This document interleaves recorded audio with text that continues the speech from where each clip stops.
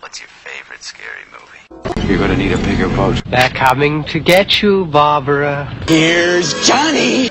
I see dead people. For Christ compels you! It's alive! Who's in the box? What's in the box? All for you! What an excellent day for an exorcism. You slow soul! And we're back, guys. The Dudes of Horror. I'm Wormboy. I'm Toots. And Damien. Today we're going to be reviewing one of my favorite movies, probably one of my top 10 movies, maybe even top 5. American Psycho with Christian Bale. I just kind of finished watching some of it right now just to refresh my mind, and it's still an awesome movie. Nothing much has changed from my opinions of it. But what did you guys think? I thought the movie really sucked, and no, I'm kidding. I'm kidding. No, I love this movie. Get out of here. Because the way you were talking about it, I was like, oh, whatever. It's an awesome movie, man. It is. It's an awesome movie. Seriously. I remember watching this. I didn't see it at theaters. I remember watching it on VHS. Way back when. Yeah, back when back in the year 2000. 2001. But I remember one of my friends recommended it, and I was like, all right, I'll check it out. And I remember watching it, I was like, wow, this is really cool, and I love the soundtrack. Yeah, the soundtrack's awesome. Yeah, I love the story, and then it wasn't until a little bit later that I realized it was based on a novel. But yeah, all in all, I really enjoyed this movie. I still enjoy the movie. And just to, if anybody hasn't watched it, I mean, you have to see it, but just to kind of break down a little bit about what the movie entails is more like, these rich, usually, mainly these 4 guys that work together. They all have different, similar jobs, right? But they're always competing with each other, like who has the best. For example, one of the iconic scenes is, who has the best business card? Yeah. I got this one. Oh, look at that. And they're like, oh my God. Well, have you seen mine? Well, have you seen mine? And then there's this guy named Paul Allen, which I think all of them pretty much don't really like that much. But especially the main character, right? He's the one that's like, fuck Paul Allen. And eventually he murders him, right? But, it's centered around him and his life and how he's trying to live to all the expectations of being, that rich business person. Basically a yuppie. Yeah, yuppies. But what'd you think of it, Damon? Oh, this movie's like great. Mm-hmm. It's for the most part it's a dark comedy, and it's a satire of like 80s yuppie culture, 80s greed, Wall Street greed in the 80s, and basically the shallowness, if that's even a word, of like the yuppie culture in the 80s, the self-indulgence. Mm-hmm. Yeah. And I mean, there's a lot of interesting things about the production of the movie too. Like I remember it from high school also, because this movie came out in the year 2000, and Mary Herron was the director. Yeah, I think so. And there was a lot of when she was talking about casting Patrick Bateman. Mm-hmm. She was talking about a lot of like, she was like, oh, I got to have dinner with a lot of young, really good-looking actors. And when she was trying to cast him, and she said that a lot of the American actors that she met were very like, they wanted to break down the character of Patrick Bateman and all the psychology and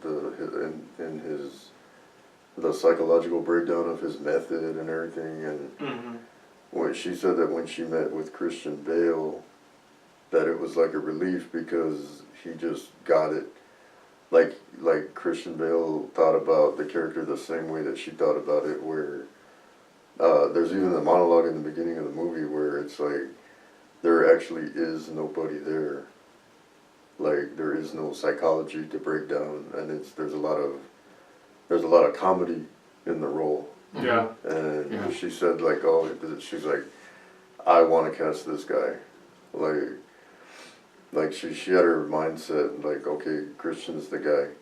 and then Lionsgate actually wanted, I didn't even know this, I'd forgotten about this, but Lionsgate actually wanted to cast Leonardo DiCaprio as Patrick Bateman. I could picture him in the role. But Titanic had just come out. Oh, okay. So it's not gonna look good.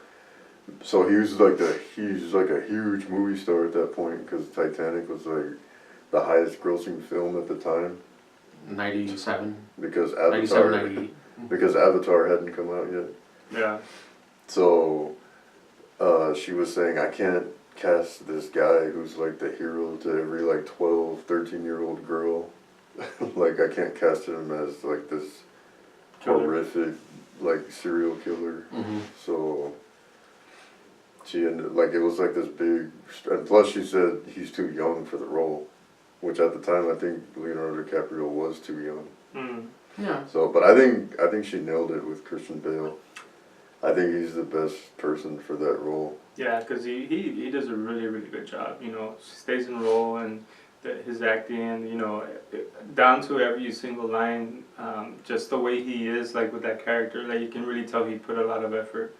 And also his physical appearance, right? Like, you know how I've heard about how he takes... He's very method. Yeah, he's very method. He's a method actor, and, you know, with The Machinist, I mean, you know what happened. Yeah. He had to go through that horrendous thing he did, but for this one, he was, like, there's nothing I saw wrong in it, you know? Yeah, and for those of you that weren't around in the 80s, like you mentioned, like you mentioned, the 80s has a reputation, like, other than just like the music and the movies and stuff like that, it also had a reputation of, you know, like Reaganomics, and the fact that everybody was materialistic at that point. So if you remember Madonna's song "Material Girl," yeah, there you go. And like nobody cared, you know, people could get offended, like, nah, who cares, you know, like, you know, at the time, I think political correctness was kind of developing, but it was still in its infancy. Not until like it started getting into the 90s when people started getting more sensitive. But at the time in the 80s, especially in the 80s, you know, you could have, you know, a movie that had all these, you know, like action scenes or blood and stuff like that, and it'll be, oh, it's PG movie, you know, because nobody got offended. Yeah, nobody got offended, and those that did get offended, they really weren't listened to. Yeah, everybody was still, who cares? It's a movie. As long as we make money. They're like, it's a movie, you know. It's not real. Well, it's because the movie is based on the great novel by Bret Easton Ellis.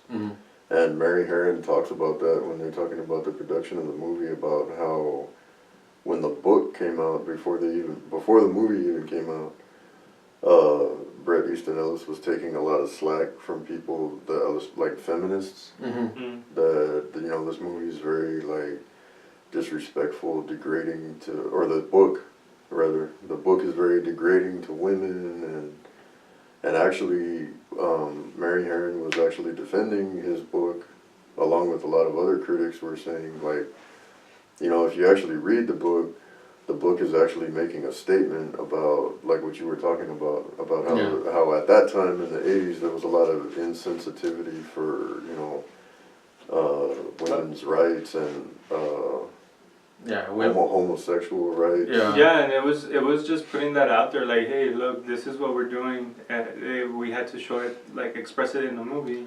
Yeah. So that you guys can see the reality of what we're living right now, and this is what's going on. But she was saying that the book actually is making a statement about those issues and actually bringing them, you know, to the forefront. And it did. It got the people talking, right? Yeah. And it got people to be like, oh shit, like I really need to focus on this now. Like we need to really do something to change. Yeah, because at the time, you know, you could say, like, you know, a gay slur, a racial slur, you know, sexist comment, and nobody would really bat an eye. Somebody would say something, but then nobody would really bat an eye. And some, if not most of the stuff that occurred in the 80s, in terms of like TV shows and you know whatnot, like you wouldn't be able to get away with it today. Yeah, there was a lot Like of racism. somebody would say sexism. something. Yeah. I mean, it wasn't rampant. It wasn't like, you know, Oh, like no. 50s or 60s or anything. But still, it was still at a time where some people started waking up and were getting more sensitive about things, and then while others were still like, They started getting woke. Yeah. As a kid say. as a kid say it. But in terms of the movie, yeah, it does poke fun or at least satirize, you know, the whole yuppie culture of the 80s. Yeah, because the character himself, Patrick Bateman, he's like already tired of living up to that. And that's why this is how I interpret it. That's why he's doing all these things, because he's so tired of it that he needs to release his frustration and anger or whatever he has inside. Like, I'm tired of being rich. I'm tired of having to be better than him and compete, you know? So he's like, well, I'm going to kill this homeless man. I'm going to kill this girl. I'm going to kill her, you know? Yeah, because for yuppies, they would measure their happiness in terms of how much material possessions they had. Uh-huh. Or how much money they had. That's pretty much how yuppies kind of, you know, determine who was happiest at the time. You know, if you had the largest car on the street, the biggest house, you know, the hottest wife or girlfriend, you know, like things like that. Yeah, you know, the most money in the bank account, the best, you know, the best credit card, the best And the thing business card. The thing is, that they went down to like the basic, like Yeah. even a business card. Like that's how Mm-hmm. detailed they got. Even to like him in the beginning, you know, he's taking care of his skin by buying all these expensive oils Mm-hmm. and shampoos or whatever to make his skin look, you know, clean and, you know, well taken care of. Yeah, very All the vain, time. very vain. And I think that's like a microcosm of one of the themes of the book and the movie, which is how Patrick Bateman like personifies how the yuppie culture is obsessed with surface. Mm-hmm. It's all surface stuff. It's all shallow. Yeah, because it's all it's Like all everything, like what you were saying, we're more like everybody's judged by those surface things. yeah. Mm-hmm. But How expensive was their haircut? yeah, How nice is their suit? How nice is their business card? Yeah. And Patrick Bateman, the character, is struggling because he's disgusted with all of that, but at the same time, he He has is to do still obsessed with being the best at all those surface things that, you know, the culture that he lives in is like obsessed with. Yeah, he still needs to be a part of the system, although he's still disgusted with the system. yeah. The way I see it, he's really disgusted with himself. Yeah. That's why he has to do all these things to kind of like screw the system. I'm not gonna follow it. I still have to, but I still don't have to. So that's why he starts to kill and do all these things. Yeah, he's so desensitized by all his possessions and his wealth that he has to, that in order to feel something, he has to do these horrific things. Mm-hmm. Whether, you know, whether they did happen or whether they didn't. Yeah, and I think what happens is that's the point the movie makes, and you guys already mentioned it, where, you know, it's all surface. Mm-hmm. So when he even does something that's inside, that comes from the inside, nobody really notices it because they're like too concerned with the surface. Like he even tells them towards the end, I was gonna kill you, you know, and he's like, that's a joke. Like you're really funny, and you know what I mean? Yeah. So they don't take it seriously. They're like, oh, you're funny, Patrick, you know, and he's like, no, I was really gonna kill you. Yeah, and kind of what you mentioned earlier, Damien, where, you know, these yuppies that are in the movie, and I'm sure in the book also, that they're so interchangeable. They all behave the same way. They have the same goals. That, you know, one of them dies, they really won't notice. Yeah. Because they all behave the same way. Yeah, they all look the same. They all Talk the same. go to the same Yeah. restaurants, go to the same gyms, Same and, clubs. and everybody's confused. Everybody's even confused as to who is who, and that's Yeah. why Mm-hmm. that's why the character of Willem Dafoe, the detective that's investigating Paul Allen's death, has so much trouble getting Yeah. like accurate information because he's Yeah. getting all these misleads from everybody he's interviewing, Mhm. Yeah. and that's how easily Patrick Bateman's able to get away with it. Yeah. And then Jared Leto's character, I forgot his name. He's the one that's Paul Allen. Paul Allen. he doesn't know who Patrick Bateman is. He calls him someone else. He thinks he's someone else, and Patrick Bateman just goes along with it. Like, oh yeah, she's doing fine. And how's your wife? Oh, she's good, you know. And they even go out together, and that's when the first kill comes, right? Yeah. And the thing I really enjoyed about the movie, aside from the acting and all that, was when before he would kill someone, he would talk to them about a song. Yes. I found that hilarious because he's like, did you know this song came out in what so and so, and did you know what it really means? And then he would like kill you eventually. Yeah. And in the book, there's sections in the book like that where the entire section is him breaking down Huey Lewis and the News or Genesis or Whitney Houston. And the funny thing is, like, the further you get into that section, the more inaccurate he gets when he's talking about the facts about that musician. Like, he's just totally losing it. Yeah, because he's gonna get ready to kill. Yeah, and thanks to this movie, like I mentioned before, thanks to this movie, I can no longer. Before this movie, I would listen to Phil Collins' Sussudio, and just think of the music video and like them singing, him singing and whatnot. And then thanks to this movie, You're embarrassed. yeah, I just think of the threesome scene. The softcore points. Yeah, Yeah, that's what you think of softcore.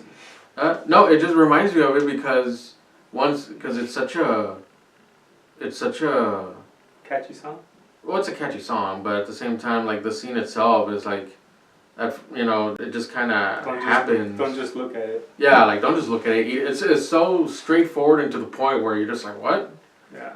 And it's happening, and the fact that he's so vain, he's flexing. Yeah. He's flexing like at his reflection. Yeah, in the mirror. Yeah. I remember first seeing it at that point. I was like, I can't listen to the song without thinking of that scene. It's like it's now ingrained. Like Hip to Be Square. Now, yeah. Now when I listen to it, I just think of Paul Allen getting murdered. You know?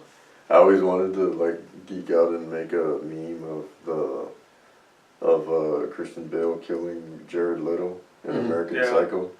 Now, you know how they make those stupid little geek memes? Yeah. Like I wanted to put like everybody forgot that Batman actually murdered the Joker when they were yuppies back in the 80s. That's true. Yeah. Hey, it's true. That is true. He actually murdered the Joker when they were yuppies back in the 80s. Case closed. Yeah, I think even American Dad parodied Yeah, they did. that scene. Yeah. That was funny. Yeah, where what's his name? I'm forgetting the name of the alien. Roger. Roger. Yeah. Yeah, I forgot. Like he has somebody tied up, and you hear "Hip to Be Square," and I'm like, "Yep, American Psycho." Yeah. But yeah, I also love the soundtrack. Yeah, the soundtrack It is awesome. it has such a kick-ass soundtrack. It has One More Night, right? Also. One More Night, Genesis. Studio, True Faith. True Faith, Information Society. I wanna know. Yeah, I want to know. And Pump Up the Volume. I don't know. With me, those songs And are Katrina always and the gonna remind Waves. me of the movie, Yeah. and also of the times. Yeah. The 80s, the late 80s. The Lady in Red. Yeah. And Walking on Sunshine, Oh yeah. like Katrina and the Waves. And I thought, something else I thought that I have to mention that I thought was really interesting. What I was telling you earlier, Warm Boy, about the scenes with Willem Dafoe and Christian Bale where he's interrogating him and asking him about the murder when he's investigating. Yeah. That Mary Herron said that they shot those scenes like 3 different ways. They would shoot the entire scene where they would shoot it once where Willem Dafoe was suspicious of him, and then they would shoot the entire scene where he didn't know anything and he was oblivious to it, and then I forgot they would shoot it a 3rd way. I don't know. And then when she actually cut the movie together, when they were editing, they spliced them all together to kind of like display Patrick, to kind of like see it through Patrick Bateman's perspective, I guess, where he's really like panicking and scared. Yeah. Then he doesn't know what's going on, which he never does know what's going on when he's getting interrogated by Willem Dafoe. Yeah. Yeah, and my favorite scene of the movie is where he calls his lawyer and he just has that total breakdown. The mental Where, breakdown. yeah, that total mental breakdown where he's just confessing everything. and then the next day or the next time he sees the lawyer, he's just like, oh yeah, I got your message. It was pretty funny, you know. 'Cause Patrick Bateman wouldn't do that. Yeah. He's too much of a coward, or he's such a dork. You know? But yeah, I love that entire sequence where he just like. And that's where the helicopter is out, right, looking for him, or. Right, he's in the office and the lights are off. Mhm. Yeah. Yeah. I don't know if the helicopter's looking for him, but you know. And that's where I come to think of, since I have my background in psychology, I started to think about like, was that him feeling like he was being followed, or you know, having that paranoia, delusions, and you know, maybe hallucinations even. Then that's where like I think we had like a little, you know, I don't want to say disagreement. Well, yeah, kind of. Like Damien was saying, like, no, he did do them, and I was thinking more like to, you know, maybe it was just all in his head. Maybe he did. That's what I was thinking. So I was just like, I don't know. I mean, that's how I saw it. I saw it like it's open to interpretation. Yeah, that's how I saw it. At first, I thought he actually did commit those murders, but then it came to the point where I thought he was just being delusional. That the reason nobody took him seriously because they never happened. Mm-hmm. That's what I was thinking, and you know, to the point where even when you mentioned the realtor and the apartment, where he was expecting, you know, the bodies, you know, and the odor of death and things like that, that the realtor just thought, oh, he's just crazy, like who is this guy? And that's what I thought, you know. But then Damon made a good point where they're like, you know, maybe they just wanted to get it out of there and, you know, get it open so they can start making money. Mm-hmm. But see, that's my favorite scene in the movie. Mm-hmm. The scene with the realtor where Patrick Bateman returns to Paul Allen's apartment. And like you said, he's walking in, he puts on the surgical mask because he's expecting all the decaying bodies. And, and he walks in and everything's just white-walled. And you see the realtor there with the couple. You know, and so he doesn't understand, and you as the audience don't understand what's going on either. Mm-hmm. And then the realtor walks up to him, and she's playing like and we've talked about it before. Yeah. Mm-hmm. The realtor walks up to him, and she's playing like, you know, the happy, polite realtor, and she's like, "Are you my 2 o'clock?" And he just kind of looks at her confused, and he's like, "I'm looking for Paul Allen's apartment. Isn't this his apartment?" And then the realtor kind of like starts to drop the facade when he says that, because no one's supposed to know. Like, because the whole thing is like the real estate company that she works for covered it up so they could put the apartment back on the market. So yeah, of course, because it's New York. Yeah. And you know, it's making another statement about 80s, you know, greed. Yeah. Where real estate was one of the biggest, you know, business booms in New York at the time. They even mentioned Donald Trump. Mm-hmm. Oh yeah. And Ivanka Trump. But that's such a good moment. Like that's just such a creepy moment in the movie that, to me, is just straight psychological horror. Where she slowly drops that facade, and it's so scary because it makes you wonder, like, you know, people. Like we were watching Summer of '84 last night. Oh yeah. Like, people don't ever really let you know who they really are. No. And she just drops that facade and she just goes like stone cold, and she's just like, please don't make any trouble. I think you should leave right now. Yeah. Yeah. Because, and it's like I said, like it's like evil. It's like, just let it go. It's like evil facing off with evil. Like, she's like, she just slowly backs up, and she's like afraid of him because she doesn't give her back to him. She just slowly backs up, and she just kind of like motions towards the door. She's like, I think you should just go. And then he's like, yeah, don't worry, I won't. And she's like, don't come back. And he's like, don't worry, I won't. And it's so fucking creepy, man. Yeah. Like they knew that he did it, but they're like, hey, just get out of here because we're trying to make money. Money was more important. But he knows that her company covered it up to put the apartment back on the market. So it's like they both have information on each other. It's like I said, it's like the way I always interpret it, it's like evil squaring off with evil. Yeah. They help each other pretty much. But yeah, and you mentioned Ivanka. I think Ivanka's my age, so I think he was married to like Marla or whoever it was at the time. he said, I don't know, maybe the daughter. Remember at the restaurant? And he's like, is that Ivanka Trump? Oh, maybe. It's been a while since I've seen the movie. I know he mentioned Donald Trump when he was in the car. And the other part was with Reese Witherspoon, and like she's all trying to get with him. He's like, whatever, like I don't have time for you. I have to work, and she's all trying to get married, and she's trying to make this thing happen with them. And they're like, we have the same friends. Like, of course we have to get married. And he's like, oh. God. But again, it's all surface though. Yeah. Like, she doesn't really care about him, and he, of course, doesn't really care about her. No, and he's like, I don't want to be with you anymore. Like, it's over, and she's still like, no, we're still gonna be together. But her response is, we can't break up. Like, and it's all surface stuff. It's all like narrow-minded, it's just like shallow. Just to put on a show. She's like, your friends are all my friends, and all of my friends are your friends. So we can't break up. And it's like. You know what I mean? It's not about like, oh, I care about you and you care about me. Like, yeah.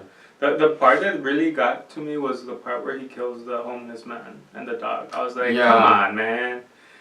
Like, I didn't think he was going to do that the first time I saw it. But then after I saw it, I was like, okay, the homeless man, yeah. But then the dog, like, really?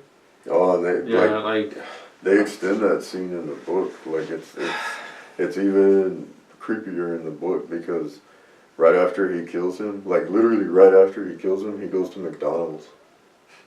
What? Yeah, and he walks in and he's having like an interior monologue in the book. He's just like standing in line or something at McDonald's and he's just thinking like, yeah, this place is so gross and beneath me. He's like, this is the kind of place where Al would go. Weird Al? He said that? Yeah, because the homeless guy's name is Al. No, not Weird Al. Like Al. Weird Al Yankovic. And he's saying that to himself. He's like, yeah, this is the kind of place where I could see Al coming to. Like, I don't know. This is just a great movie. Yeah, I understood why, like, they had to show him killing the dog and to show his seriousness and to show his ruthlessness.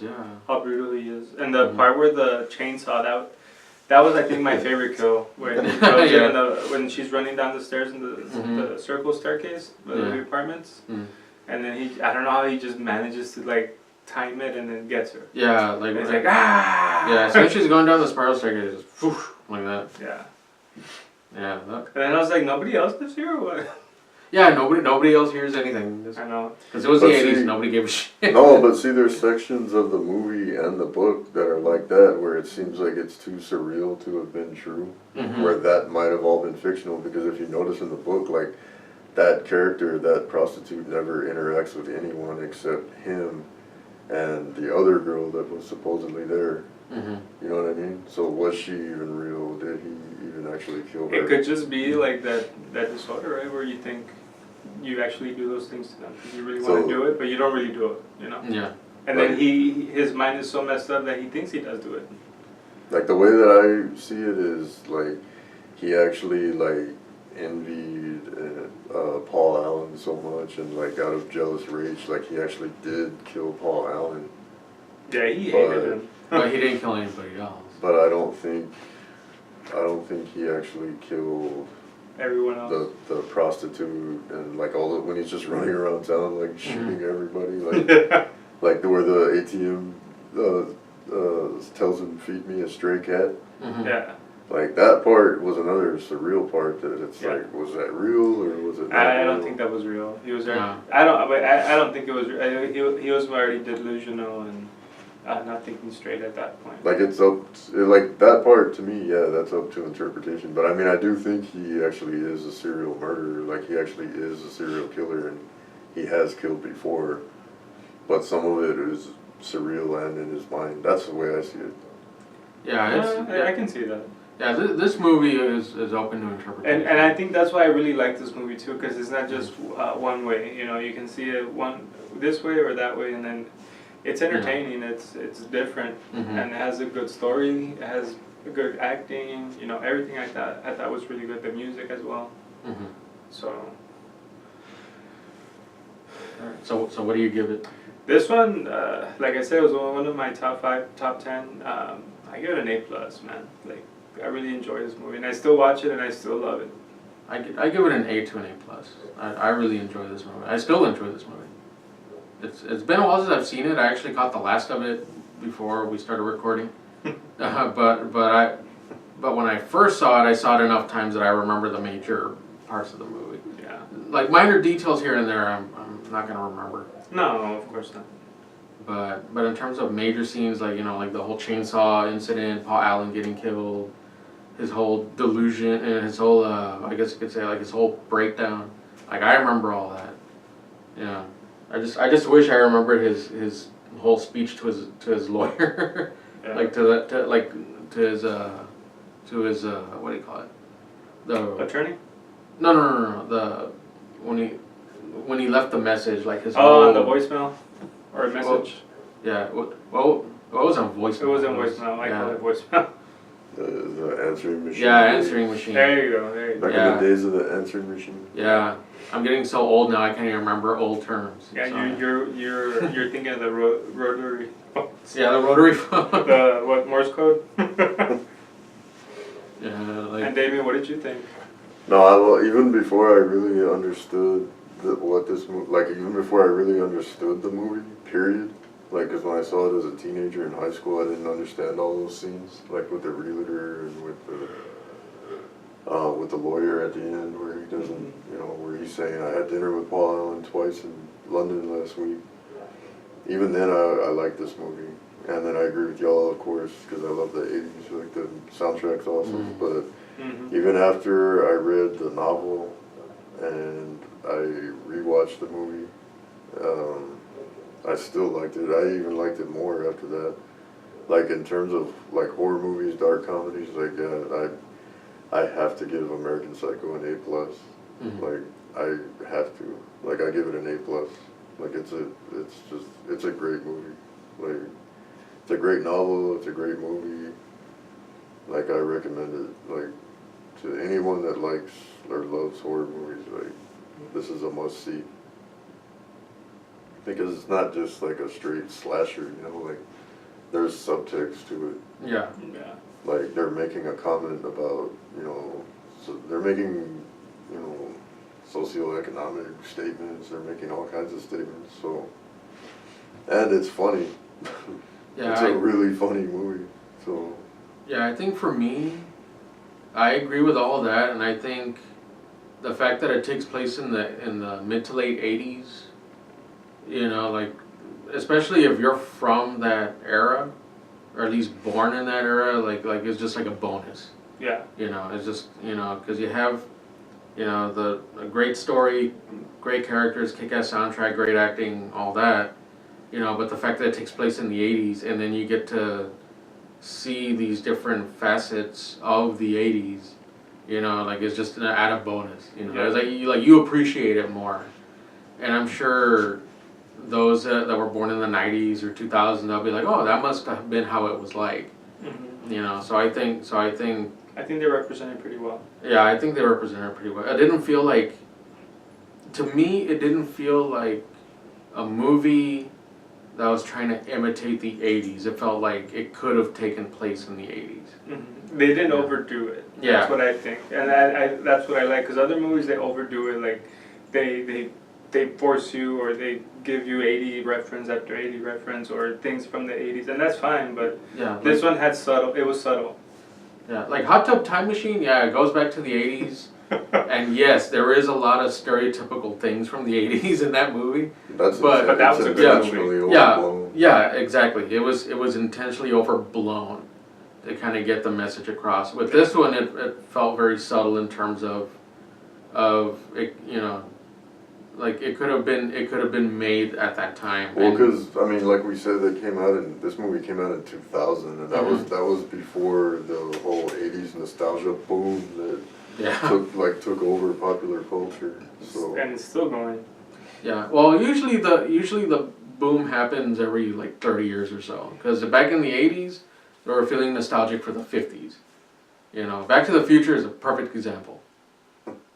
So Stray Cats. Yeah, so usually about every 30 years or so, usually like in the 90s, people started feeling nostalgic for the 60s.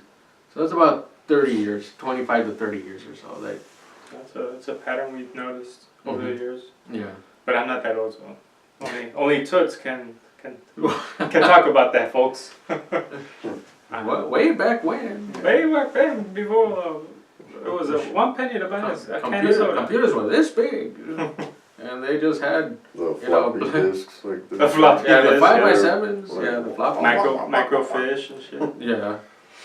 Yeah, but American Psycho, easily recommend that to anybody that hasn't seen it. And if you're a horror fan watching this, I'm pretty sure you've seen it already and you love it too. So, yeah.